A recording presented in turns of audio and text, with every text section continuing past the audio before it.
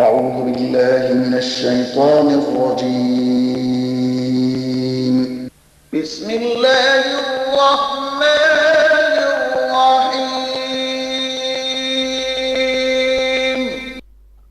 السلام علیکم ویورز، آج کی اس ویڈیو میں ہم آپ کو محرم الحرام کی 10 تاریخ کو جو یوم عاشورہ کا دن ہوتا ہے اس کا خاص وظیفہ بتانے جا رہے ہیں۔ اس وظیفے کے کرنے سے بندے کے پورے سال میں جو بھی دعائیں کرتا ہے اللہ تعالیٰ اس کی دعاؤں کو قبول و منظور فرماتا ہے، اور یہ وظیفہ ایسا ہے جو مستجاب و دعا ہے۔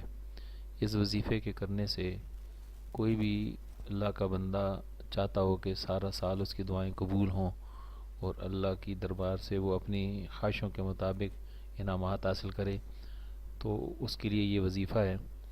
اور وظیفہ بڑا آسان ہے۔ اللہم اغفر للمؤمنین والمؤمنات والمسلمین والمسلمات، صدق اللہ العظیم۔ عزیز دوستو، جو کوئی بھی یہ چاہتا ہو کہ اس کی دعا ہمیشہ قبول ہوتی رہے تو یہ وظیفہ ضرور پڑھے۔ اس دعا کو عاشورہ کے دن یعنی 10 محرم الحرام کے دن نماز فجر کے بعد 313 دفعہ پڑھیں۔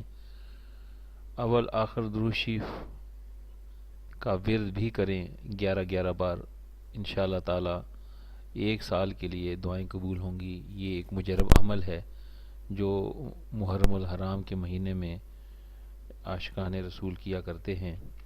اگر آپ بھی چاہتے ہیں کہ آپ کے بھی